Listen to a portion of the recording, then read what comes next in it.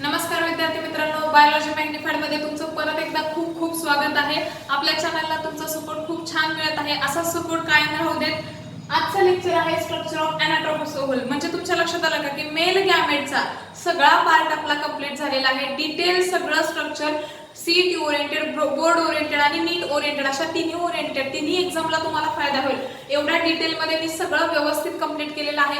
I hope ते lectures तुम्हाला समजले असतील। जे नवीन आहेत आजच्या व्हिडिओसाठीच तुम्ही बघताय त्यांनी पहिल्यांदा ते व्हिडिओज बघा, जेणेकरून याच्यानंतर जो फर्टिलायझेशनचा पार्ट आपण घेणार आहे तो सुद्धा तुम्हाला व्यवस्थित समजेल। आणि तुम्ही आपल्या चॅनलवर नवीन असाल तर चॅनलला सबस्क्राइब करा, त्याचबरोबर बेल आयकॉन प्रेस करा आणि तुमच्या मित्रांमध्ये आपलं चॅनल शेअर सुद्धा करा। सुरू करूयात मग आता आपलं आजचं lecture, the structure of anatomic oval.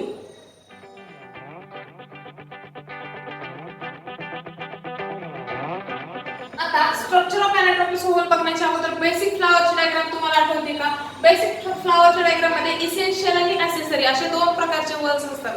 Petals म्हणजे ज्या फुलांच्या आपण पाकळ्या बघतो आणि सेपल्स म्हणजे त्याच्या खाली जे हिरवं असतं ते आता काढायचं नाही। आपण फक्त काय करूया तर आपले नेसेसरी वर्ड्स काढूया। हे तुमचं स्टिग्मा आहे, त्याच्यानंतर स्टाईल आहे आणि काय आहे तुमची खाली ओव्हरी आहे। आणि याच्यामध्ये असे याच्या बाजूला असे काय असतात तुमचे तर अँड्रोशियम असतात। आता हा अँड्रोशियम पार्ट आपल्याला घ्यायचा आहे का? नाही, कारण तो ऑलरेडी आपला सगळा कव्हर झाला। याच्याबद्दलचं सगळं डिटेल स्ट्रक्चर आपण ऑलरेडी एक्सप्लेन केलेलं आहे पाठीमागच्या लेक्चर मध्ये। आता जो आपण बघणार आहे तो हा part gynoecium. Female reproductive wall म्हणजे तुमचा कोण असतो? गायनोशियम असतो, किंवा त्याला दुसरं नाव आहे पिस्टिल। सगळी नावं व्यवस्थित लक्षात ठेवायची। बेसिकली बोर्ड पेक्षा एंट्रन्स एक्झामला तुम्हाला ऑप्शनल नेम वरती फसवलं जातं आणि त्याची प्रॅक्टिस करून घ्यायची, कारण ऑप्शनल नेम आपण फक्त मेन जे सोपं आहे ना तेवढंच पाठ करतो, नाही सगळे ऑप्शनल नेम पाठ करायचे आहेत तुम्हाला। पिस्टिल त्याचं नाव काय आहे? Gynoecium. Female reproductive wall, female reproductive part किंवा गायनोशियम किंवा पिस्टिल। आता हे सगळे एकत्र असेल तर आपण म्हणतो इंडिव्हिज्युअल मेंबर असेल तर एकच मेंबर आपल्याला, कारण हे असे जास्त असू शकतात, ठीक आहे। जेव्हा आपल्याला एकच मेंबर कन्सिडर करायचं त्यावेळी आपण त्याला म्हणतो कार्पेल। एकच जेव्हा स्टाईल स्टिग्मा ओव्हरी आपल्याला कन्सिडर करायचं त्यावेळी आपण त्याला काय म्हणतो? कार्पेल, इंडिव्हिज्युअल मेंबरला। आता या कार्पेलची किंवा या गायनोशियमचे काय काय पार्ट आहेत? स्टिग्मा, स्टाईल आणि ओव्हरी हा एवढा पार्ट आहे। स्टिग्मा जो रिसेप्टिव्ह आहे, लास्ट लेक्चरला आपण बघितलं इथं काय होतात? पोलन ग्रेन शेड होतात। त्याच्यानंतर पोलन ग्रेन काय होतो? जर्मिनेट होतो, म्हणजे याची काय होते? पोलन ट्यूब तयार होते, म्हणजे हा रिसेप्टिव्ह ऑर्गन आहे जो काय करतो? पोलन ग्रेनला रिसीव्ह करतो। त्याच्यानंतर स्टाईल हा काय आहे? कॅरियर, ही ट्यूब आहे। इथं काय? ओव्हरी आहे। याच्या आतमध्ये काय असतात? ओव्हल्स असतात, ज्याचं स्ट्रक्चर आपल्याला डिटेल बघायचं। याच्या आतमध्ये हे असे काय असतात? असे हा प्लासेंटा आहे, हे असे काय असणार आहेत? आपले ओव्हल्स असणार। तर ह्या एका छोट्याशा ओव्हल्सचं आपल्याला स्ट्रक्चरच्या लेक्चरमध्ये डिटेल बघायचं, स्ट्रक्चर ऑफ एनाटॉमिक ओव्हल, ठीक आहे। मग याला सीड बड म्हटलं जातं, कारण याच्यामध्ये याच्यापासून सीड जेव्हा हे सगळं मॅच्युअर होतं, जेव्हा फर्टिलायझेशन होतं तेव्हा या ओव्हलचं कन्व्हर्जन हे कशात होतं? सीड मध्ये होतं। आणि ही जी ओव्हरी आहे याचं कन्व्हर्जन फ्रूट मध्ये होतं, आपण जे फळ खातो ते मॅच्युअर ओव्हरी असते, रायपन ओव्हरी असते, आणि जी बिया असतात ते काय असतात? रायपन काय असतात किंवा मॅच्युअर ओव्हल्स असतात, फर्टिलायझेशन नंतरचे ओव्हल्स असतात, ठीक आहे। तर तुम्हाला इंट्रोडक्शन लक्षात आली। आता याच्यामध्ये बघायचंय इथं जेव्हा हे एकापेक्षा जास्त असतात, बघितलं आपण एका सिंगलचा पण स्ट्रक्चर बघितलं, हे एकापेक्षा जास्त असू शकतात। आता मी तुमचा हा जो पॉइंट आहे, पार्ट आहे कुठला?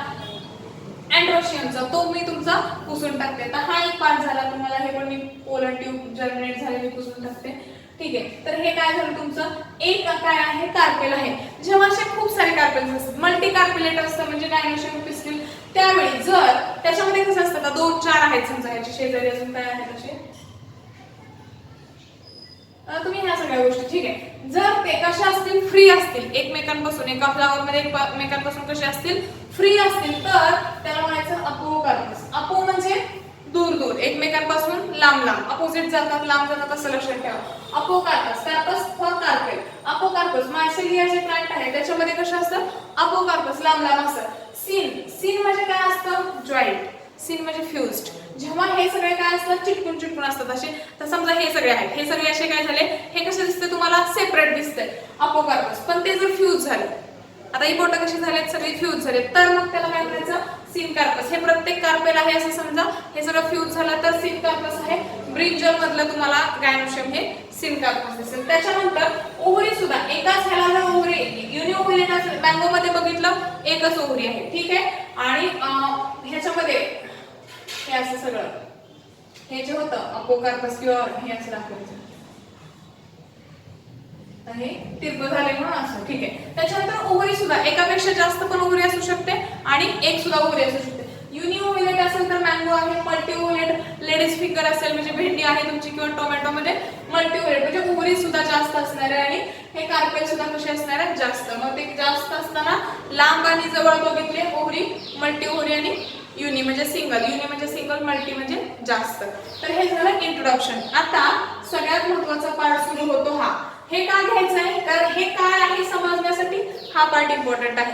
11th ला हे सगळं झालंय, स्टिल आपल्याला रिव्हिजनची गरज होती त्याच्यामुळे आपण हे केलं. आता आपण स्ट्रक्चर बघूयात. Structure of anatropous ovule. Anatropous म्हणजे इन्व्हर्टेड. एनाट्रोपिसचा अर्थ काय होतो इन्व्हर्टेड. आता बघा हे स्ट्रक्चर दिसतंय तुम्हाला. आता एकच काढूयात आपण, हे सगळं आलं. इथं असं प्लासेंट आहे. हे कसं असायला पाहिजे, इथं प्लासेंट आहे तर हे असं असायला पाहिजे मायक्रोपायलर एंड. बघा हे असं असायला पाहिजे, पण तसं आहे का नाही. जिथं काय आहे तुमचा प्लासेंट आहे त्याच साइडला काय आहे तुमचं मायक्रोपायलचं ओपनिंग आहे. म्हणजे हे कसं फ्यूज झालंय, हे असं गेलंय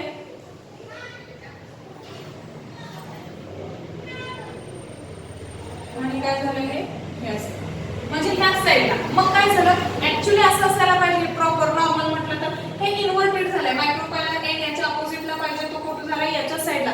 म्हणजे 180 डिग्री मध्ये हे काय झालंय 180 कोनामध्ये काय झालंय इन्व्हर्ट झालंय. हे आडवे असू शकतं. त्याच्या आहेत बघा नीटचं जे लेक्चर असणार आहे नीट क्रक्स त्याच्यामध्ये मी 2 पॉइंट सांगणार आहे. हे असं पण असू शकतं. म्हणजे हे कसं झालं हे 90 डिग्री झालं ना. आता जे आहे ते कसं आहे 180 डिग्री आहे. तर हा पार्ट तुमचा नीट ओरिएंटेड आहे. फक्त याचा अर्थ समजून घ्या. इन्व्हर्टेड म्हणजे कसं असतो 180 डिग्रीला, एनाट्रोपिस म्हणजे 180 डिग्रीला इन्व्हर्टेड असतो. आता आपल्याला 1 बाय 1 स्ट्रक्चर बघायचं आहे विथ डायग्राम. आता इथं आपण बघितलं तुमची काय आहे ही अशी ओव्हरी आहे.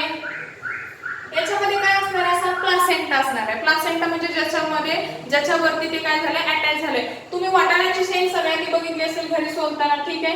ही अशी थोडीशी असं तर बघा व्यवस्थित तर मी एक्झॅक्ट नाही काढत आहे, पण तुम्हाला जर ओपन केली शेंग तर तुम्हाला माहिती आहे इथं असा बेस असतो आणि इथे एक वाटाणा, इथं असा बेस इथे एक वाटाणा, इथे एक बेस असा वाटाणा.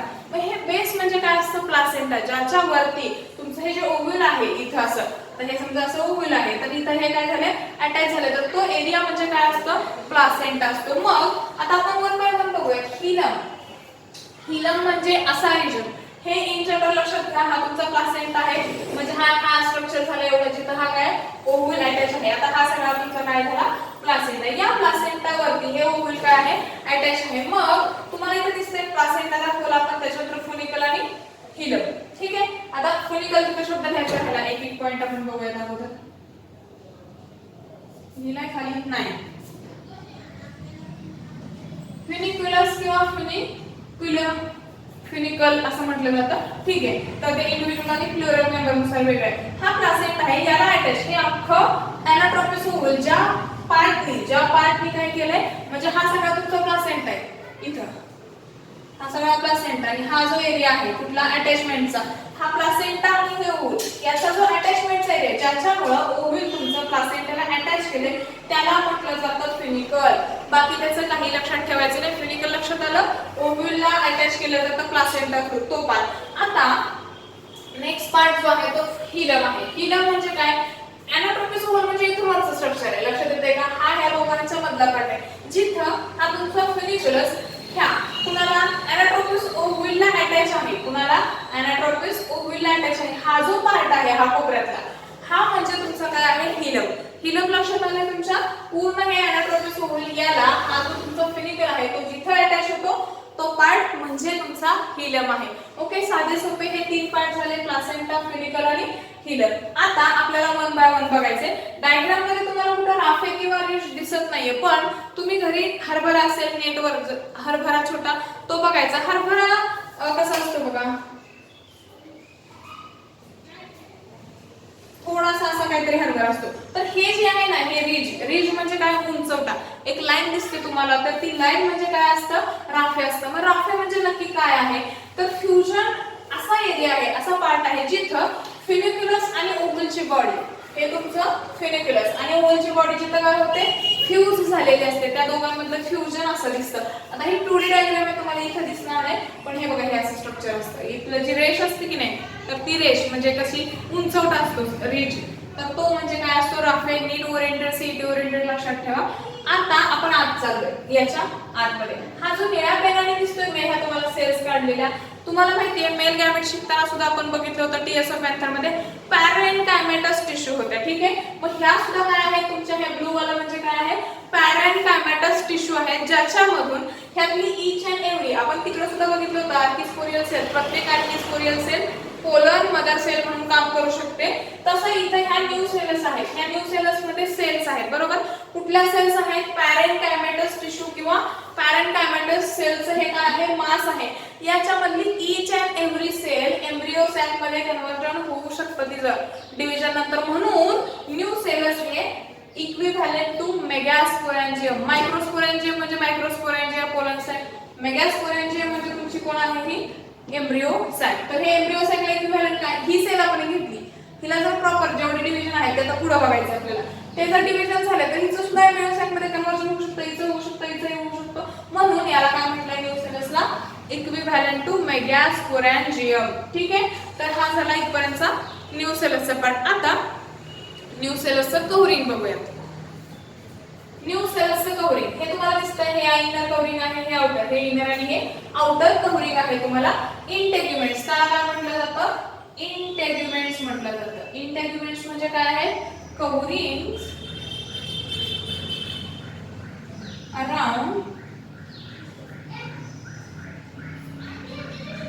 New cells, covering around new cells. तर हे न्यू सेल्सचे कव्हरिंग आहेत, दोन आहेत, एक आहे इनर कव्हरिंग, दुसरं आहे आउटर कव्हरिंग. दिसतंय तुम्हाला, हे तुमचं इनर कव्हरिंग आहे, हे आउटर कव्हरिंग. आता ह्या कव्हरिंग पेक्षा तुम्हाला हे कव्हरिंग कसं दिसतंय सांगा, मोठं दिसतंय. म्हणजे इनर कव्हरिंग हे आउटर कव्हरिंग पेक्षा लार्जर आहे आणि ते पहिल्यांदा डेव्हलप सुद्धा होतं, पहिल्यांदा फॉर्म होतं, पहिल्यांदा म्हणजे ह्या आउटर पेक्षा इनर कव्हरिंग हे पहिल्यांदा तयार होतं आणि आउटर पेक्षा ते कसं आहे मोठं सुद्धा आहे. तर इथपर्यंतचा पार्ट काय झाला, इंटेग्युमेंट्स. ऑलमोस्ट आपला अॅनाटॉमी सोल होत आला बघा. प्लासेंटा झाला, फिनिकल झाला, हिलम झाला, त्याच्यानंतर इंटेग्युमेंट झाला, न्यू सेल्स झाला. आता आतमध्ये काय राहिले, एम्ब्रियो सॅक, ठीक आहे. एम्ब्रियो सॅकच्या अगोदर अजून दोन पॉइंट राहिले, चलाजा आणि मायक्रोपायलर. आता बघा हा मायक्रोपायलर म्हणजे कुठलं, टुवर्ड्स दी अॅनाटॉमी सोल मध्ये असं असतं, बाकीच्या टाईपच्या होल मध्ये नाही.